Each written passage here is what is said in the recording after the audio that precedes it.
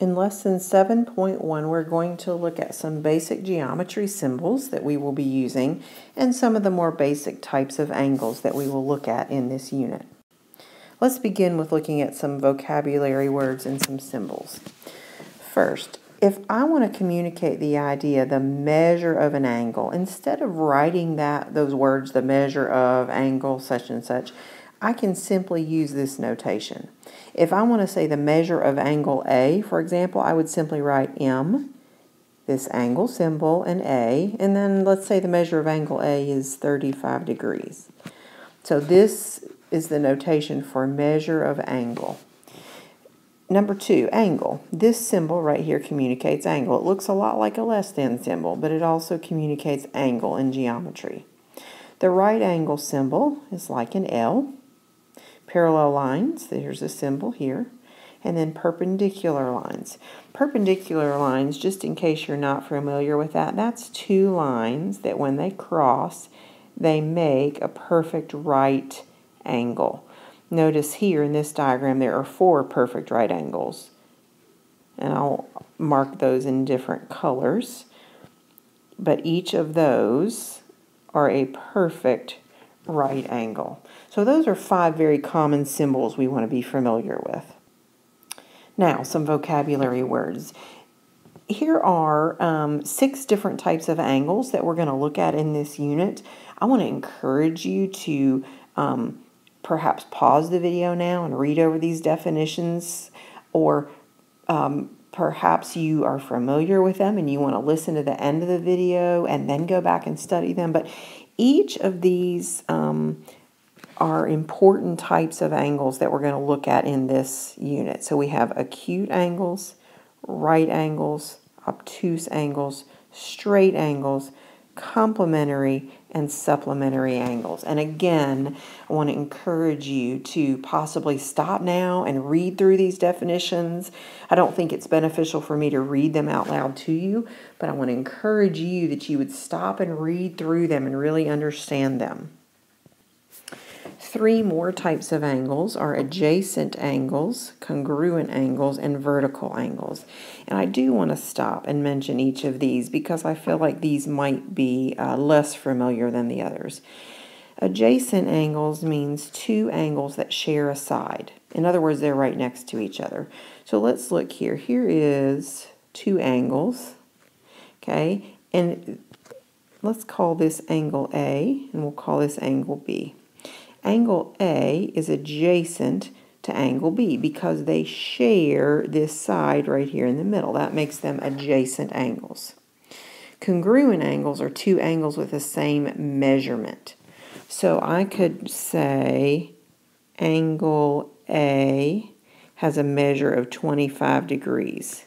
That angle would be congruent to angle B if I told you angle B also had 25 degrees. So any 2 angles that have the same measurement, we can call them congruent. And then finally, vertical angles. Vertical angles are directly across. That's not a very good picture. Let me try drawing those lines again. Vertical angles are 2 angles that share a vertex and are directly across from one another. So let's label these angles as 1, 2, 3, and 4. We can say that angle 1 is vertical to angle 3. And the reason is it meets the definition. They share this vertex, this point in the middle. Angle 1, that is part of angle 1, and that point is part of angle 3. So they share that point in the very middle. That's called their vertex. And they're directly across from one another. 1 is across from 3. We could also say that angle 2 is vertical to angle 4. Again, they share a vertex. They share that point right there in the middle, and they're also across from each other. So let's consider first of all how an angle is named. Okay? Hopefully you looked over those definitions at the beginning. An acute angle is an angle that measures less than 90 degrees. So if I was going to name these angles, angle CEB is acute. Angle CEB is acute. It's less than 90 degrees. Notice how I named that. I named it using these three letters, C-E-B. I could have also called that B-E-C. The order's not important, but I identified that angle with those three letters. I also identified it with putting the vertex, the point, in the very center. Okay? I could also call that angle E as well. Okay? Another acute angle in that diagram is angle D E-A or A-E-D, whichever way you want to write it. Okay, that is also an acute angle. Name an obtuse angle. So let's look here. An obtuse angle is something greater than 90 degrees but less than 180.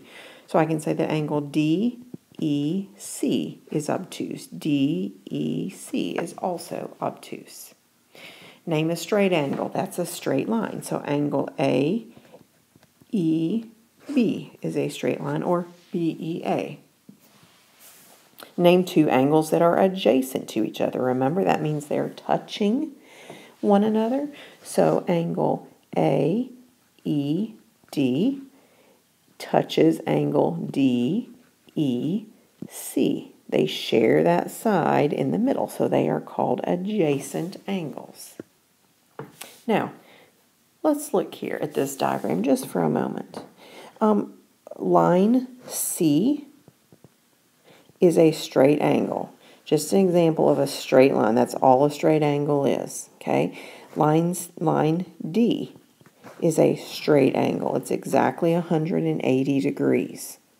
Line B, line A. Okay. Each of those lines are straight angles. That's all that means. A straight angle is just a straight line.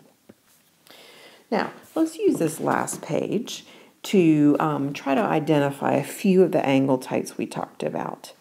Let's look for a 90-degree angle. Okay, that could be angle F-G-H. That is the 90-degree symbol. So we know without a doubt that angle is 90 degrees. We don't want to guess. We want to look for that right angle symbol. We could say that an acute angle is angle ADB.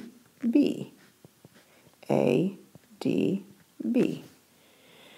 Let's find an obtuse angle. We could say that an obtuse angle is angle EDB. Now, I'm just giving you some examples. There are other answers besides these as well. Let's list an example of a straight angle. We could say that angle EDC is straight. How about adjacent angles? Two adjacent angles. We could say that CDB is adjacent to BDA as well. Now, finally, as we end, let's tie in our understanding of equations here. It says in this word problem that two angles are complementary. So let's consider complementary means adds to 90 degrees. So these two angles have to add to 90 degrees, which means, let's go ahead and we know that's a right angle. It says the larger angle is 5 times greater than the smaller angle. Now, do we know how big the small angle is? No, we don't. So let's just call that x since we don't know how big it is. And it says the large one is 5 times greater than that. So it's 5 times x. So we know that these two angles must add together to 90 degrees. So it is true that 5x plus x equals 90. Now let's solve that. 5x plus x is 6x. 6x equals 90. Let's solve that equation by dividing by 6 on both sides. And 6 will go into 90 15 times. So x equals 15. So let's find the measure of the two angles. The small one is 15 degrees, and then 5 times 15 is 75 degrees. Let's do one more word problem here. Two angles are supplementary. Okay, what does that mean? That means they add to 180 degrees. The larger angle is 8 times greater than the smaller angle. Find the measure of the two angles. So we don't know how big the small one is. Let's call that x. The large one is 8 times that size, so 8 times x. So we know that these two together, 8x plus x, must equal 180 degrees. 8x plus x is 9x. So 9x equals 180. Let's divide by 9 on both sides, and we get x is equal to 20 degrees. So the small angle is 20 degrees, and the large one, 8 times 20, is 160 degrees. Now we're going to go ahead and stop here because of time, but let me encourage you to go ahead and try the last problem, and then we can check that together in class when you attend a teacher-facilitated session.